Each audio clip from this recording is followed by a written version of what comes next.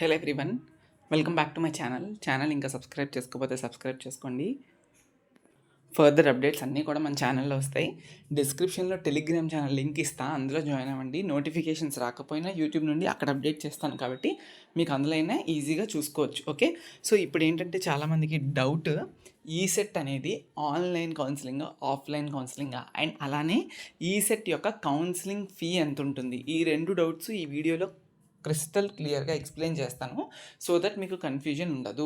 And కింద డిస్క్రిప్షన్లో documents ఏమేమి కావాలి కౌన్సిలింగ్కి, అలానే ఈసెట్ కాలేజెస్లో జాయిన్ అయ్యే లోపు మీరు తెలుసుకోవాల్సిన విషయాలు ఏంటి, ఏమేమి నేర్చుకోవాలి స్కిల్స్, అండ్ లాటరల్ ఎంట్రీగా మీ ఎక్స్పీరియన్స్ ఎలా ఉంటుందని ఒక చాలా మంచి వీడియో 10 నిమిషాలే ఉంటుంది, చాలా ఉపయోగపడుతుందని నేను అనుకుంటున్నాను. డిస్క్రిప్షన్లో ఇస్తాను, చూడండి. ఓకే, అండ్ కంప్లీట్గా A to G complete counselling process video కూడా పెట్టాను. ఈ 3 వీడియోలు పక్కా చూడాలి. ఓకే, రిక్వెస్ట్ చేస్తున్నాను, 3 వీడియోలు బాగా చూడండి, ఇంపార్టెంట్ అవి, అందుకే మళ్ళీ చెప్తున్నా. సో ఇప్పుడైతే కౌన్సిలింగ్ ఫీ విషయానికి వస్తే, టోటల్గా మనకి కౌన్సిలింగ్ ఫీ అనేది ఎక్కడ ఆఫ్లైన్కి వెళ్ళి పే చేయాల్సిన అవసరం లేదు.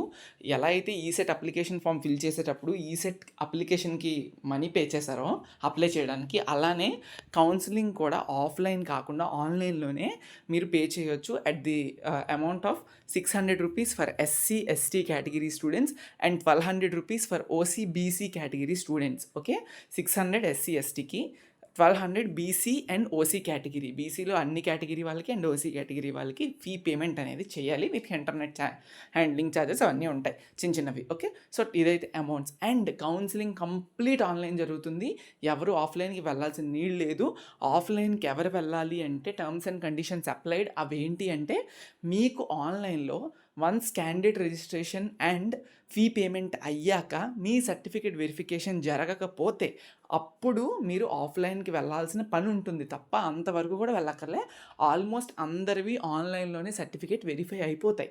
సర్టిఫికేట్ అలా వెరిఫై అవ్వక వెబ్ ఆప్షన్స్కి దగ్గరికి వచ్చేసినా కూడా సర్టిఫికేట్ వెరిఫై అవ్వకపోతే ఆన్లైన్లో అప్పుడు వెళ్ళాలి. ఓకే, సెకండ్, అది ఫస్ట్ పాయింట్. నెక్స్ట్, ఎవరైతే స్పోర్ట్స్, PH, CAP అండ్ చాలా అదర్ కేటగిరీ ఆఫ్ స్టూడెంట్స్ ఉన్నారు కదా, లైక్ అలా స్పెషల్ కేటగిరీ అప్లై చేసుకున్న వాళ్ళు మాత్రం ఆన్లైన్లో సర్టిఫికేట్ వెరిఫికేషన్ చేయించుకోవాలి. తర్వాత ఆఫ్లైన్లో కూడా ఒక డీటెయిల్డ్ నోటిఫికేషన్ వదులుతారు, ఎక్కడికి రమ్మంటే అక్కడికి ఆఫ్లైన్లో కూడా వెళ్ళాలి. సో వీళ్ళు మాత్రమే వెళ్ళాలి ఆఫ్లైన్కి, తప్ప అందరూ వెళ్ళక్కర్లేదు.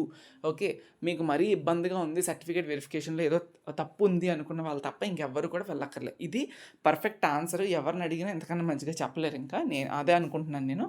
సో నేను పెట్టిన 3 వీడియోలు ఏవైతే ఉన్నాయో అవన్నీ డిస్క్రిప్షన్లో ఇస్తాను, కమెంట్ సెక్షన్లో పిన్డ్ కమెంట్ కింద ఇస్తాను, you can checkout. Thank you so much.